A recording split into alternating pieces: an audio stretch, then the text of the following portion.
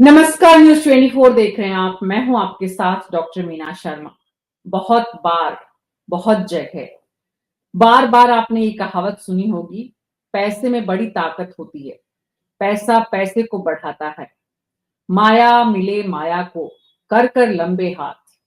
न जाने ऐसी और भी कितनी कहावतें अलग अलग भाषाओं में हमारे देश के अलग अलग कोनों में सुनी जा सकती है। दरअसल इस कहावत का बहुत गहरा अर्थ है और आज की राजनीति पर और यहाँ के धन्ना सेठों ने इस कहावत को सही साबित किया है। इलेक्टोरल बॉन्ड को खत्म कर दिया सुप्रीम कोर्ट ने, लेकिन राजनीतिक दलों की सेहत पर इसका कोई असर नहीं पड़ा।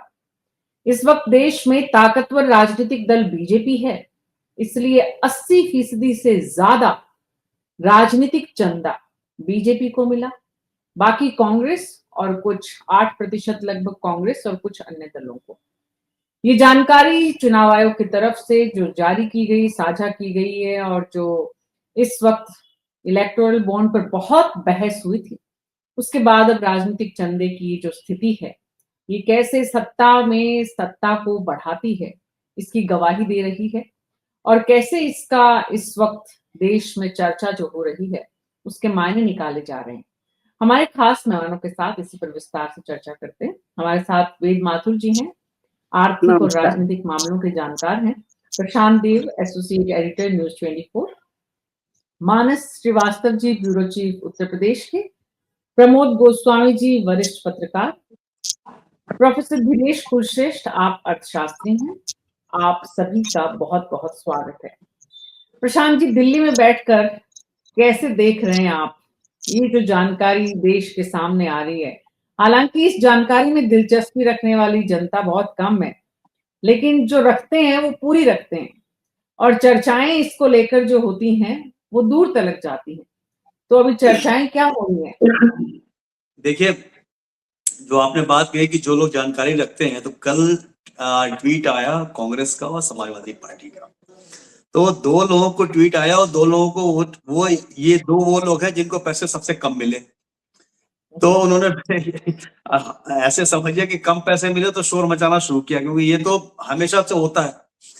हाँ, अब सवाल उठता है कि देखिए, कोई भी राजनीतिक दल, मतलब आप देखिए आज की पॉलिटिक्स और आज के कैंपेन कितने महंगे हैं। तो बिना पैसे के तो संभव है नहीं, पैसा चाहिए। और ये बात सच है कि जो चुनाव आयोग ने अपनी वेबसाइट पे जो जानकारी दी है कि 13 ऐसे ट्रस्ट से जो पैसे मिले, 13 की जानकारी दी है, जिसमें 80 से 82% भारतीय जनता पार्टी को मिले। तो जाहिर सी बात है कि भारतीय जनता पार्टी सबसे बड़ी पार्टी है, विनिंग पार्टी है, हर स्टेट में लगातार चुनाव जीत रही है। तो ये चंदा उसको सबसे ज्यादा मिला। अब लेकिन इसमें मेरा जी सवाल ये है कि चंदा सबसे ज्यादा बीजेपी को मिला, ये तो बात ठीक है, क्योंकि इलेक्टोरल बॉन्ड में और ट्रस्ट में फर्क ये है कि ट्रस्ट की हर चीज जो है आरबीआई से गवर्न है, बिल्कुल ओपन है। तो यह कानूनी बात से ज्यादा नैतिक बात है कि सबसे ज्यादा उनको मिला। लेकिन इसमें सवाल मेरे मन में ये होता है कि अगर मान लीजिए किसी इंजीनियरिंग कंपनी ने, किसी फार्मास्यूटिकल कंपनी ने पैसे दिए, ट्रस्ट के माध्यम से वो पैसा बीजेपी को मिला, तो क्या उस कंपनी को बीजेपी से या सरकार से डायरेक्ट इनडायरेक्ट कोई लाभ भी मिल रहा है? एक्चुअली सवाल ये है। मतलब ये बात है कि अगर आप हमें चंदा दे रहे हैं तो चंदा देने के एवज में क्या कोई फायदा भी मिला? ये एक सवाल है जिसका कि मतलब उत्तर मिलना चाहिए, या हो सकता है ऐसा हुआ हो या नहीं हुआ। लेकिन असली बात तो ये है कि अगर हम चंदा दे रहे हैं तो एक ही पार्टी को सबसे ज्यादा दे रहे हैं, तो क्या उससे कुछ हम लाभ ले रहे हैं? ये मेरे मन में, एक दिमाग में ये सवाल आ रहा है कि ये कंपनियों ने सिर्फ एक ही पार्टी को इसलिए दिया, इसलिए क्यों दिया, बाकी पार्टियों को क्यों नहीं दिया? और सिर्फ बीजेपी नहीं, जहां जहां आम आदमी पार्टी जब बीजेपी सत्ता में कहेगी थी उसको मिला, बीजेपी टीएमसी कहेगी जब सत्ता में थी पत्रकारों उसको मिला। को बीजेपी कहेगी पत्रकारों को शोध करिए, आप पता लगाइए। बीजेपी आजकल शोधार्थी बनाती है पत्रकारों को, तो पता नहीं, वो लगाएंगे। बिल्कुल हाँ। नहीं, बिल्कुल शोध का विषय है, और कहीं न कहीं से जानकारी आगे अभी और निकल के जरूर आ जाएगी। लेकिन मैं ये कह रहा हूँ कि इसमें इलेक्टोरल बॉन्ड में और इसमें मतलब कहीं कोई दिक्कत नहीं है। दिक्कत मतलब कानूनी दिक्कत कहीं भी नहीं, बिल्कुल ट्रांसपेरेंट है। चुनाव आयोग ने अपनी वेबसाइट पे दे दिया। तो अब उसमें नैतिकता का सवाल है कि भाई इतना ज्यादा पैसा अगर किसी ने दिया है तो क्या उसका कोई ये बेजा नैतिकता फायदा भी प्रशांत उठाना। जी, उस पे प्रशांत कानूनी जी, कानूनी अड़चन ये तो नहीं दिख नैतिकता रही है मुझे भाई। प्रशांत जी, ये नैतिकता हमारे समाज में सबसे छोटी इकाई परिवार होती है। उस परिवार में जो मजबूत बेटा होता है, उसका दखल ज्यादा होता है, अब उसकी किताबों में बात बंद है ज्यादा नैतिकता। लगती है, उसकी सही बात ज्यादा लगती है। तो वैसे में ही ये जितने भी चंदा देने वाले बोर्ड हैं, जिनका काम जो बड़ी-बड़ी कंपनीज के बोर्ड हैं दरअसल, जो जिसको ट्रस्ट बोले, ट्रस्ट, इन बस ट्रस्ट के द्वारा जो दी गई है, इसमें कहीं कोई ज्यादा किंतु परंतु संशय है नहीं कि इन बड़ी-बड़ी कंपनीज के ट्रस्ट को बड़ा-बड़ा फायदा सत्तारूढ़ दलों के द्वारा या सत्ता के द्वारा या सरकार के द्वारा मिलता है। ये मैं बिना शोध के प्रशांत जी, मतलब जो हमारी इतनी लंबी समझ है उसके आधार पे कह सकती हूँ। वेद माथुर जी, मैं आपके पास आई हूँ क्योंकि आप राजनीतिक जानकारी से ज्यादा आर्थिक दखल रखते हैं और आपने फिनेंस को बहुत करीब से देखा है। ये जो फाइनेंशियल सिस्टम राजनीतिक दलों को पैसा देने का धन्ना सेठों के द्वारा जो चलता है, उसमें निश्चित रूप से सत्ता के करीब रहने का शौक जिनको है, वो सबसे ज्यादा चंदा देते हैं। मीना जी, दो तीन बातें बड़ी स्पष्ट है। पहली बात तो है कि जो राजनीतिक पार्टियों को दिया जाने वाला चंदा है, ये एक तरह की रिश्वत ही है, लीगल तरीके से दी जाने वाली रिश्वत है, पहली बात। दूसरी बात, बीजेपी को ज्यादा क्यों, ये इस बात पर निर्भर करता है कि केंद्र में किसकी सरकार है और कितने राज्यों में किसकी सरकार है। अब प्रश्न है कि चंदा देने वाला है, चंदा क्यों दे रहा है, ठीक है। तो इसमें देखिए, मेरा ये मानना है कि ये 5-6 कारण है जिसकी वजह से चंदा दिया जाता है। पहला कारण है कि इस चंदे से वो सरकार की नीतियों को प्रभावित करते हैं कि आपकी टैक्सेशन की क्या नीति है, उनका जो इंडस्ट्री है उसमें कितना टैक्स आप लगा रहे हैं। तो आप ज्यादा टैक्स लगाएंगे तो उस उद्योग की डिमांड, उसके प्रोडक्ट्स की डिमांड कम हो जाएगी, पहली बात। दूसरी बात है कि जो टेंडर निकालती है सरकार, हजारों करोड़ के, अरबों खरबों के, उनमें वो टर्म्स कंडीशन सरकार चाहे तो ऐसी डाल सकती है कि कोई खास कॉन्ट्रैक्टर या कोई खास कंपनी को ही टैक्स मिले। तो दूसरी बात ये हो गई कि टेंडर की शर्तों को वो प्रभावित करते हैं। तीसरी बात है कि जो बिल पास होता है किसी भी कंपनी का, बड़ा अरबों खरबों का, उसमें कई तरह के लोचे आते हैं। तो यदि आप किसी राजनीतिक पार्टी को चंदा दे रहे हैं तो वो उन लोचकों के बीच में संकट मोचक का काम करते हैं, उसके नेता। एक ही है। एक और महत्वपूर्ण बात यह है कि आप कोई भी काम करते हैं, यदि उसकी गुणवत्ता की जांच हो तो उसमें गुणवत्ता में कमियां निश्चित रूप से पाई जाएंगी।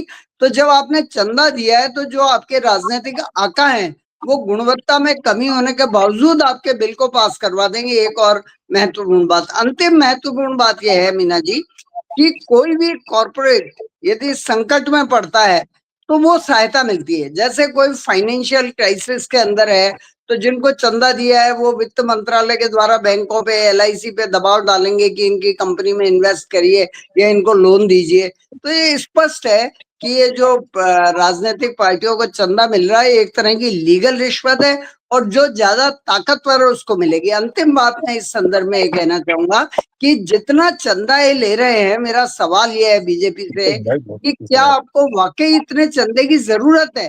आप किस लिए इतना पैसा ले रहे हैं, किस लिए इतना संग्रह कर रहे हैं? आप हर स्टेट में बढ़िया बिल्डिंगें बन गई, आपका चुनाव कैंपेन शानदार चल रहा है, और जब आपका चुनाव कैंपेन होता है तो आप फिर चंदा लेते हैं। आपका उम्मीदवार जो होता है वो लोकल लेवल पे चंदा लेता है, क्योंकि आप बड़ी पार्टी हैं इसलिए आपको ज्यादा चंदा मिलता है स्थानीय स्तर पे भी। तो ये सवाल सबसे बड़ा है कि आपको इतने रुपए की आवश्यकता क्यों है। एक बात और मैं इसमें जोड़ना चाहूंगा कि मेरा अनुभव यह है कि किसी राजनीतिक पार्टी को जब भी चंदा मिलता है, क्या आप समझते हैं वो सिर्फ पार्टी के अकाउंट में जाता है? बहुत सारा पैसा कैश के रूप में जो बिचौलिए नेता होते हैं उनकी जेब में भी जाता है, जो वो निसंकोच लेते हैं कि वे पार्टी फंड के लिए ले रहे हैं। लेकिन देने वाला भी जानता है, लेने वाला भी जानता है कि ये जो कैश दिया जा रहा है, लिया जा रहा है, ये कुछ नेताओं की जेब में भी जाएगा। जी, तो प्रशांत जी, आपने जो सवाल खड़ा किया था उसका जवाब तो वेद माथुर जी ने दे दिया है।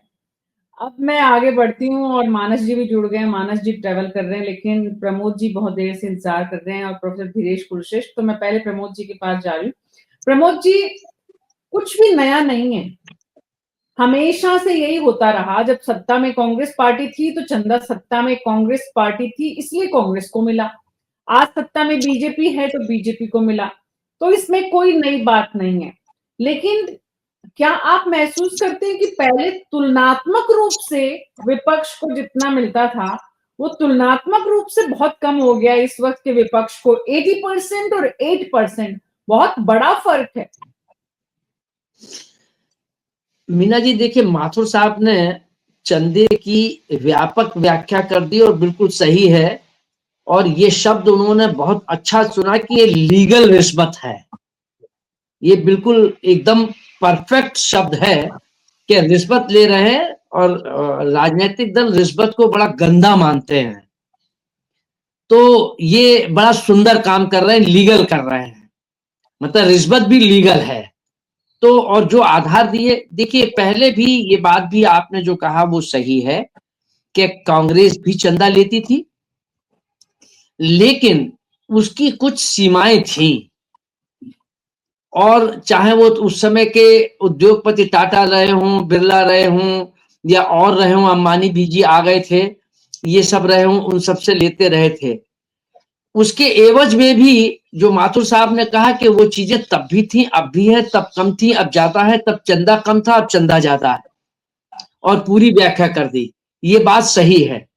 लेकिन अब जिस ढंग से भारतीय जनता पार्टी, मुझे याद है अच्छी तरीके से कि जब चुनाव हारती थी तो वो ये बात कहती थी कि साहब इन उद्योगपतियों ने इतनी कारें भेज दी, जीपे भेज दी, और ये कर दिया, और इतना पैसा दे दिया, और ये सब कर दिया।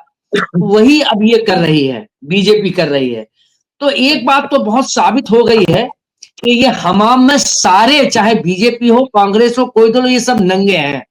ये कहते कुछ है और ये अव्वल दर्जे के नंगे हैं। ये कहते कुछ है, करते कुछ है। आलोचना करते हैं कि सदरी नहीं पहनना चाहिए, और ये अचकन पहन के घूमते हैं। ये एक इनका आचरण राजनीतिक दलों का है, जिसकी निंदा की जानी चाहिए। ये बात जो हो रही है चंदे की, देखिए, इधर पिछले लगभग 3 दशक से, या इधर कह लीजिए लगभग एक डेढ़ दशक से, मतलब 3 दशक से तो पूरी तरीके से बाहुबल ये राजनीतिक दलों में पूरी तरीके से होता था। और ये अपराधियों को वो प्रश्रय देते थे, उनको छुड़ाते थे, उनको पेरोल पे बाहर लाते थे। एक नहीं, मैं कई उदाहरण दे सकता हूं। ये कांग्रेस के समय में भी हुआ कि पेरोल पे बड़े बड़े डकैतों को बाहर लाया गया चुनाव जीतने के लिए, और उसके बाद इन अपराधियों को प्रश्रय दिया गया। उसके बाद ये भी है कि वो चीजें, अपराधी जो हैं वो अब राजनेता बन गए, आदरणीय माननीय की श्रेणी में आ गए। उन्होंने सोचा कि इन लोगों को मैं जिता रहा हूं, तो और इसके बाद इनके घिंगाना पर 2-4 हाथ कर लूं, मैं खुद ही हाथ आजमा लूं, तो बाहुबलियों नहीं, में जी, बिल्कुल आप ठीक कह रही हैं कि मैं खुद आ जाऊं। और उसके बाद ये स्थिति हो गई कि ये जो पहले राजनेताओं के शरणागत थे अपराधी, आज स्थिति ये है, इसमें कोई दो राय नहीं है कि आज राजनीतिक दल के नेता शरणागत है अपराधियों के। बहुत ही उनको लेने, अनफॉर्चुनेट है, लेकिन फैक्ट है। अनफॉर्चुनेट है, लेकिन आज की स्थिति है। और इस स्थिति से सच है। बाहर निकलने की, इस स्थिति से हाँ। बाहर निकलने की कोई कोशिश भी करता नजर नहीं आता है। प्रोफेसर धीरेश कुलश्रेष्ठ, दूसरी, मैं आपके पास आऊंगी, पहले मैं मानस जी के खाली पास जा रही हूँ, क्योंकि एक शब्द जी मीना जी, एक सेकंड और दे दीजिए। जो आपने मूल प्रश्न पूछा था कि आखिर विपक्ष को कम क्यों, पहले ये नहीं था कि वो सत्तारूढ़ दल जो है वो उद्योगपतियों पर, कारपोरेट घरानों पर ये दबाव डालता था कि इनको मत दो, उनको दो, उनको मतलब तुम्हें जो उनको देना हो दो, हमको जो चाहिए वो दो। लेकिन अब स्थिति ये है कि हमको दो, उन विपक्ष को मत देना, और विपक्ष को दिया तो तुम्हारे काम नहीं होंगे। ये भी एक चीज है इसमें, ये भी कड़वा सच है जी। और ये कड़वा सच आज की राजनीति की तस्वीर राजनीतिक दलों को मिले चंदे में साफ दिख रही है, नजर आ रही है। मानस जी, मैं आपके पास आ रही हूँ। जिनको कम मिला, जिनको सबसे कम मिला, आवाज उनकी तरफ से उठी, लेकिन धन्ना सेठों या कॉर्पोरेट या इस देश के बड़े व्यापारियों पर, प्रोफेसर धीरेश कुलश्रेष्ठ मैं आपके पास आऊंगी मानस जी से बात करते ही, तो उनकी सेहत पर इस नैतिकता या लीगल रिश्वत या ये इससे जुड़े हुए जितने भी अध्याय हैं, भले ही किताबें लिख दें, ये ऐसे चिकने घड़े हैं, चाहे वो राजनेता हो, चाहे वो व्यापारी हो और चाहे वो बाहुबली हो, तीनों का मिश्रण जो है वो आज की राजनीति की इस तस्वीर को हमें यहाँ देखने पर मजबूर कर रहा है।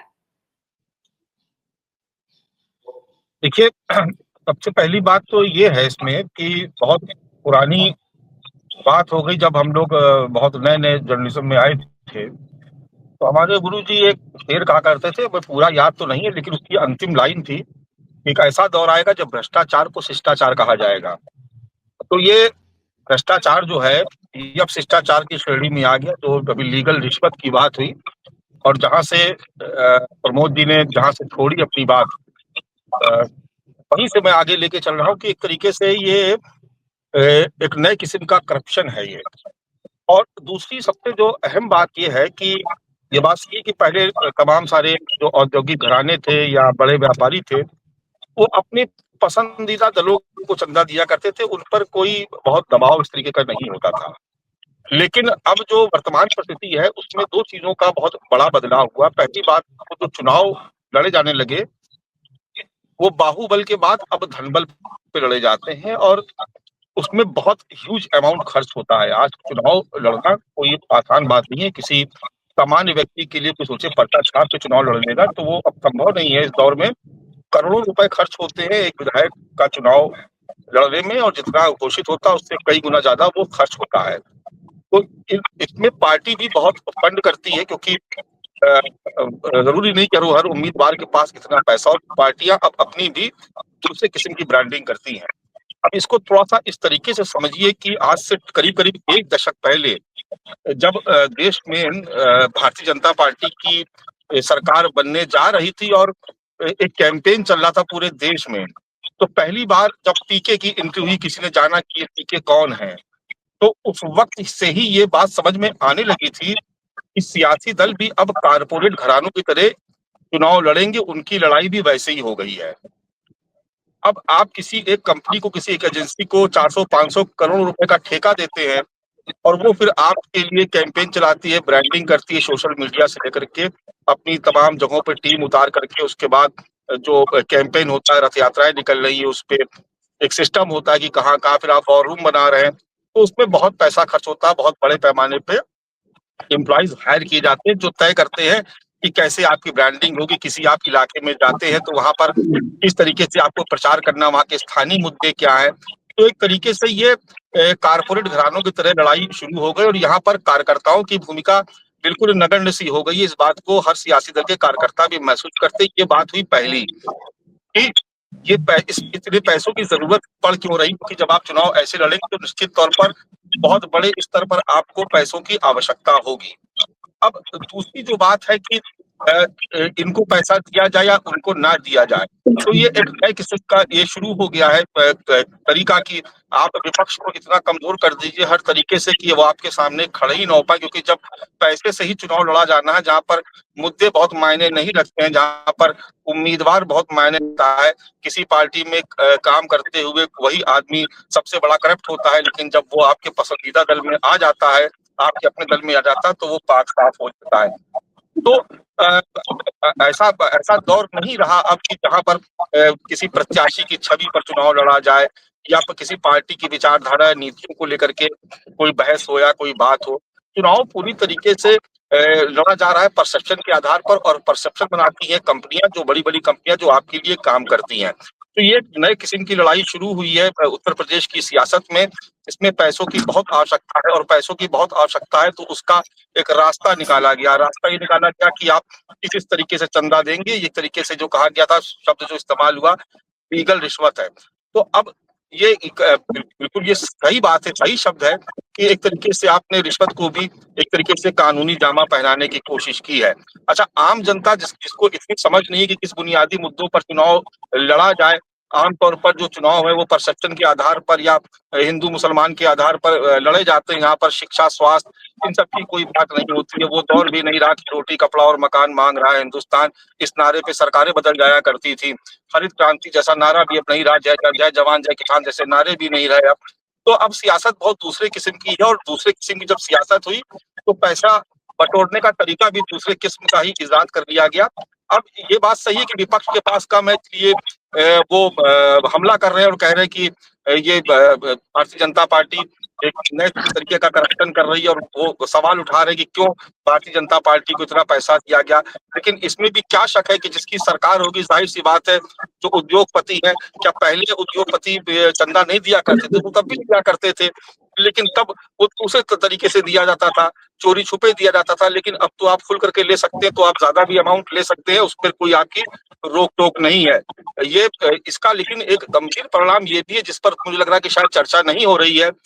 इस तरीके से राजनीति पे पूंजीवाद पहले भी हावी था, लेकिन पहले जो चीजें ढके छुपे होती थी अब वो खुलकर के हो रही हैं। इस तरीके से जब आप पूंजीवाद को जब आप राजनीति में, सियासत में जब आप उसका दखल बढ़ जाता है, तो निश्चित तौर पर बहुत सारी चीजें वो अपने मन मुताबिक तय करेंगे, और घूम फिर करके उसका बोझ जनता पर ही आएगा, भले ही वो सीधे तौर पर नजर ना आए।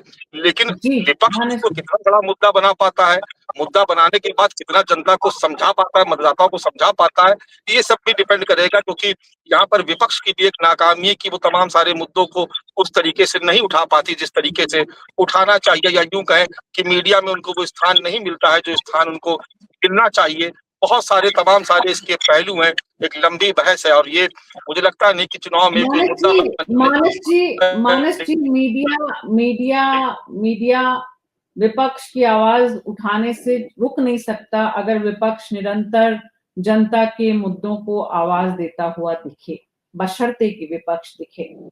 निरंतरता नियम है प्रकृति का, बदलाव समय के साथ, परिस्थिति के साथ, दौर के साथ जो है वो बदलाव स्वाभाविक है। पानी भी स्थिर रहता है तो बदबू आती है, जम जाता है। तो ऐसे में बदलाव तो समय के साथ आएगा।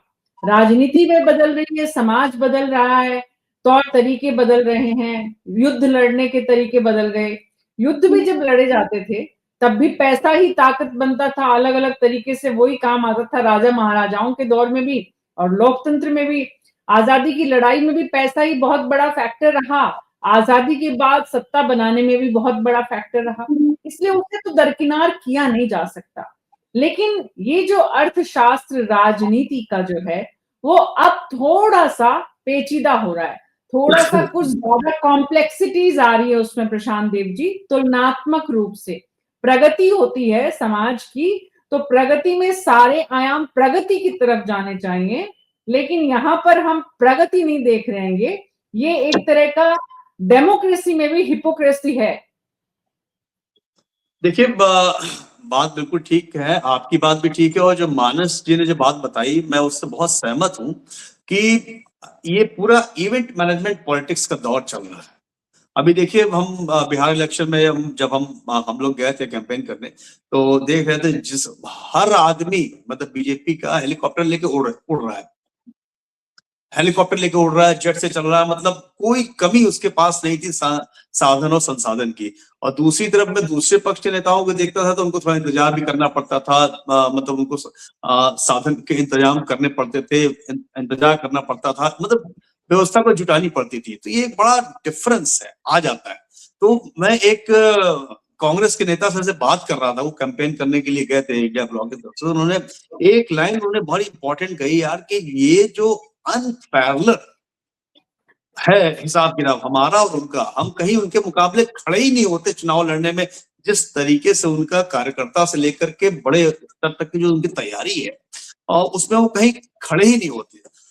अब देखिए इसका खामियाजा क्या है, अब सब कुछ इवेंट मैनेजमेंट पॉलिटिक्स हो जाएगा, यानी कि पैसे के दम पे हो जाएगा। पैसा आप जिसको देना चाहे दो, जितना देना चाहे आप दो, चंदा कोई दिक्कत नहीं, क्योंकि लीगल है, कानूनी तौर पे आप दे रहे हो, सब नियम कानून के तहत। अब उसमें दिक्कत ये आ रही है मीना जी, मान लीजिए कोई नई राजनीति करना चाहता हो और उसके पास पैसा नहीं है, उसके पास सिर्फ पैसा नहीं है, बाकी सब कुछ है, पब्लिक से कनेक्ट है, वो सेवा करना चाहता है, लोगों के साथ जुड़ के काम करना चाहता है, अपने जीवन को न्यौछावर करना चाहता है, लेकिन वो कुछ नहीं कर पाएगा।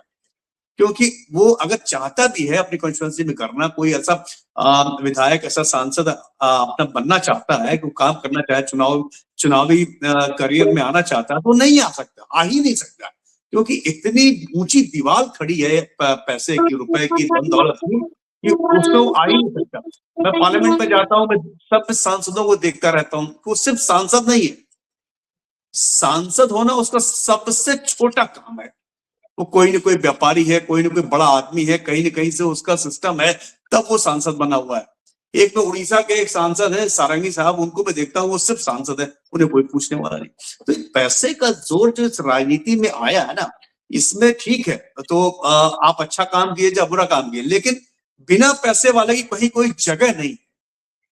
ये बहुत मतलब बहुत खराब ट्रेंड है। पहले ऐसा नहीं, पहले ये होता था कि आप पब्लिक से आपका कनेक्ट बना हुआ है, आप अच्छे एक सामाजिक नेता हैं, अच्छे सामाजिक आपका कनेक्ट बना हुआ है, तो आप चुनाव अगर जीतते हैं तो लोगों के लिए सर्व करते हैं। और सबसे बड़ा विडंबना ये है कि अगर आप बस ताम झाम हिसाब किताब नहीं है तो पब्लिक भी आपको पसंद नहीं करती। तो ये एक जो एटमॉस्फेयर क्रिएट हो रहा है, तो इसमें तो बहुत थोड़े से लोगों की ही जगह है, बहुत थोड़े से। ये भारत जैसे गरीब देश में किसके पास इतना पैसा है कि कोई रिस्क लेकर के करोड़ों रुपए चुनाव में खर्च करेगा और बर्बाद हो जाएगा। जिसके पास 10-20 करोड़ ऐसे होंगे, खो गए तो कोई फर्क नहीं पड़ता, वही चुनाव लड़ेगा, रिस्क लेगा। आम आदमी के लिए तो कोई जगह है नहीं।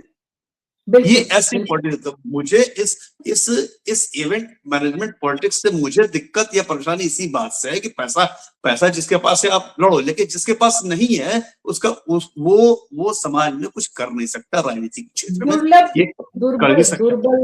दुर्बल को नहीं, क्या कहावत है वो प्रमोद गोस्वामी जी, दुर्बल को नहीं दोष को साई, हमारे राजस्थान में कहावत है, दुर्बल को तो ये कड़वा सच है, ये कड़वा सच है, और इससे कोई अछूता नहीं है। जिसकी सत्ता रहती है उसको पैसे मिलते हैं, ये सच्चाई है। तो ये सच्चाई सभी राजनीतिक दलों को खुले दिल से स्वीकार कर लेनी चाहिए और विपक्ष को इस पर हंगामा नहीं मचाना चाहिए। प्रमोद गोस्वामी जी, इसका मतलब ये हुआ? नहीं मीना जी, इसमें जो आपने कही एक बात जोड़ दूं, और उदाहरण के साथ, लखनऊ में अटल बिहारी वाजपेयी जी चुनाव लड़ रहे थे, और सारा जो इंडस्ट्रियलिस्ट है उनकी तरफ से ये मानस आपको बता देंगे, और उसमें बहुत पैसा फूंका गया था। और तब अटल जी ने भी ये बात मन से कही थी कि भाई ये उद्योग लगे, पैसा कमाया जा रहा है और पैसा बहाया जा रहा है, वोटरों को खरीदा जा रहा है, गाड़ियों से लोग बांट दी गई हैं, प्रलोभन दिए जा रहे हैं, ये सारी चीजें। तो ये उस समय उनका डर था। आज वही भारतीय जनता पार्टी वही काम कर रही है कि जो सहारा के प्रत्याशी ने किया था। तो राज बब्बर जी थे। जी जी जी जी जी जी जी तो राज बब्बर चुनाव लड़ रहे थे और सारा का पूरा सिस्टम उनके पीछे लगा हुआ था, लेकिन बावजूद इसके अटल जी जीत करके आए और राज बब्बर को हार का सामना करना पड़ा। वो दौर और था, वो दौर बहुत दूसरा दौर था। ऐसे रेयर होता है। ये राजस्थान में भी ऐसे उदाहरण है। टाटा बिरला भी चुनाव हारे हैं, खड़े हुए साधारण व्यक्ति ने चुनाव हरा दिया, लेकिन वो उदाहरण बिरले हैं, वो बहुत रेयर उदाहरण। बिल्कुल। वेद माथुर जी, ऐसी स्थिति में विपक्ष को ये समझ लेना चाहिए कि ये आज की हकीकत है और हमें इसी व्यवस्था के साथ चलना चाहिए, या विपक्ष को अपनी आवाज कुछ इस तरह से मजबूत करने की जरूरत है, या दरअसल जो विपक्ष का काम है वो भी अगर ग्राउंड पर ठीक से करना शुरू कर दे तो विपक्ष इतना कमजोर नहीं हो। मीना जी, मैं आपके सवाल का जवाब दूं इससे पहले एक बात बताना चाहूंगा कि महात्मा गांधी ने आजादी की लड़ाई के समय साबरमती आश्रम छोड़ा। उन्होंने कहा मैं आजाद होकर ही यहाँ वापस लौटूंगा, और उन्होंने एक नया स्थान चुना वर्धा के अंदर आश्रम बनाने के लिए। तो बहुत कम लोगों को ये पता है कि उस आश्रम को बनाने के लिए उन्होंने उद्योगपतियों से चंदा लिया, लेकिन उस चंदे की एक शर्त थी, वो ये थी कि 500 रुपए से ज्यादा कुल चंदा नहीं होगा।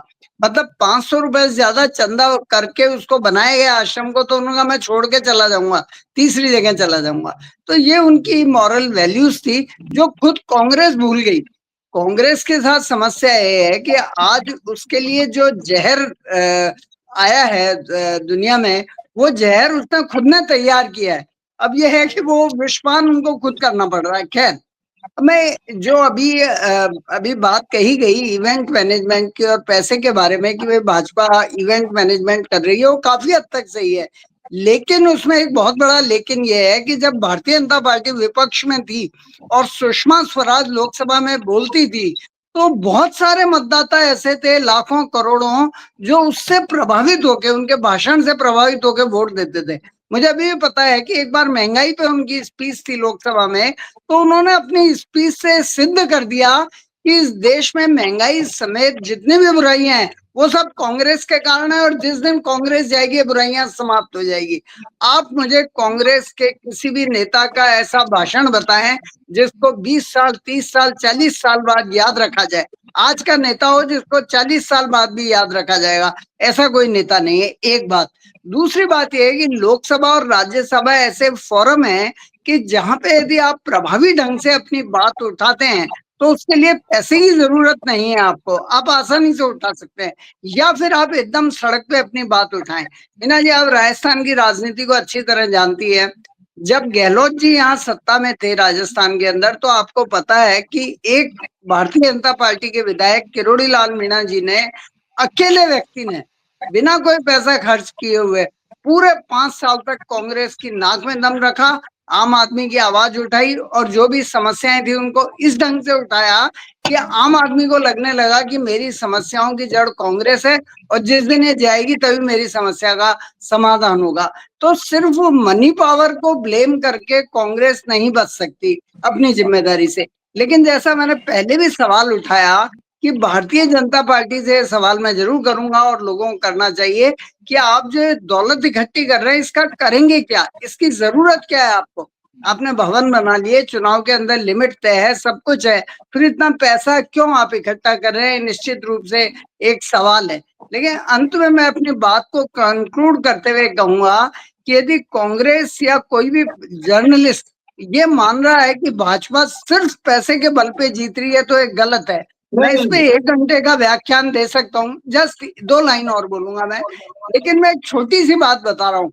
मीना जी, क्या आपको पता है कि आरएसएस का जो संगठन है इन दिनों किस चीज पे काम कर रहा है? इन दिनों आरएसएस सबसे ज्यादा गीता पे काम कर रही है।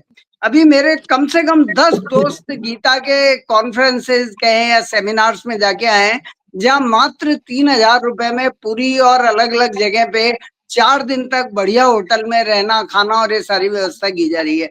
तो जो लोग गीता पढ़ रहे हैं, हिंदुत्व की ओर आकर्षित हो रहे हैं, वो निश्चित रूप से बीजेपी को वोट देंगे। इसमें मुझे तो कोई गलतफहमी नहीं है कि उन्होंने ऐसा कुछ सिस्टम बना लिया है कि पैसे के दम पे या दूसरे दम पे, आइडियोलॉजी के दम पे वो गीता का, हिंदुत्व का प्रचार कर रहे हैं और उसके आधार पे वो वोट ले रहे हैं। एनीवेज, मैं जी प्रशांत जी।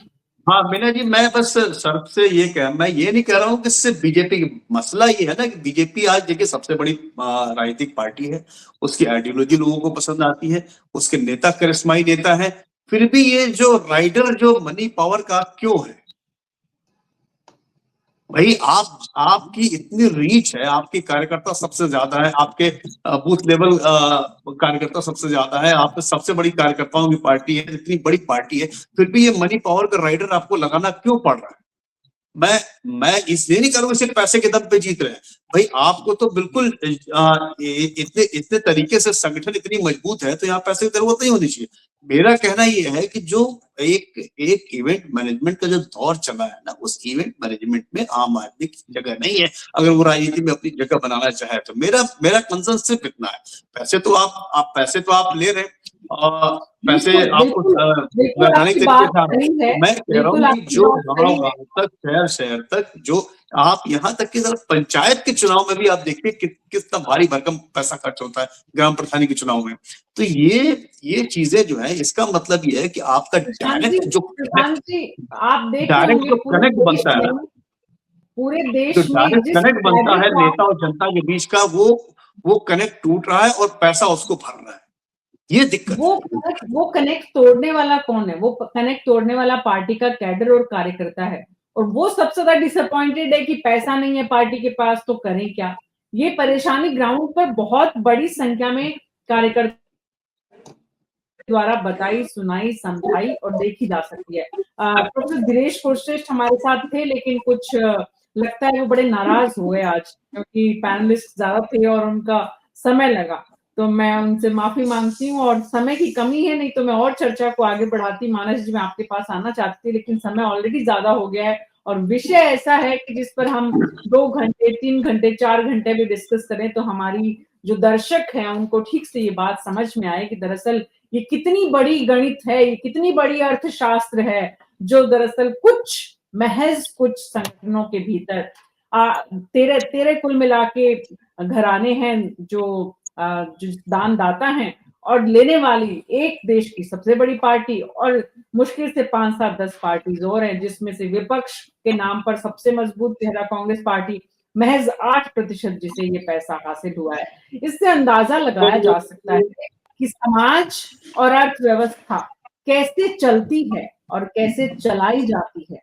आम आदमी जो इसका सबसे बड़ा स्टेक होल्डर है, वो दरअसल इसमें मूक दर्शक से ज्यादा किसी भूमिका में नजर नहीं आता है। आप सबका बहुत बहुत शुक्रिया इस चर्चा में शामिल होने के लिए। न्यूज़ 24 पर हमारी हर दिन कोशिश होती है कि समाज में जो कुछ हो रहा है वो आपके साथ साझा करें, ताकि आप समझें कि आपकी भूमिका इसमें कितनी बड़ी और कैसे हो सकती है। विपक्ष इस मुद्दे को कितनी आवाज दे पाएगा, देखना होगा। अभी तो आंकड़े काफी दिलचस्प है। न्यूज़ 24 पर आप हमारे साथ इसी तरह से अपनी बातचीत भी साझा कर सकते हैं। हमारे तमाम प्लेटफॉर्म्स पर कमेंट बॉक्स में जाकर आप सुझाव दे सकते हैं। न्यूज़ 24 के सभी रीजनल पेजेस पर आप अलग अलग प्रदेशों की खबरें, अपडेट्स और डिबेट्स देख सकते हैं। अभी मेरे साथ इतना ही। नमस्कार।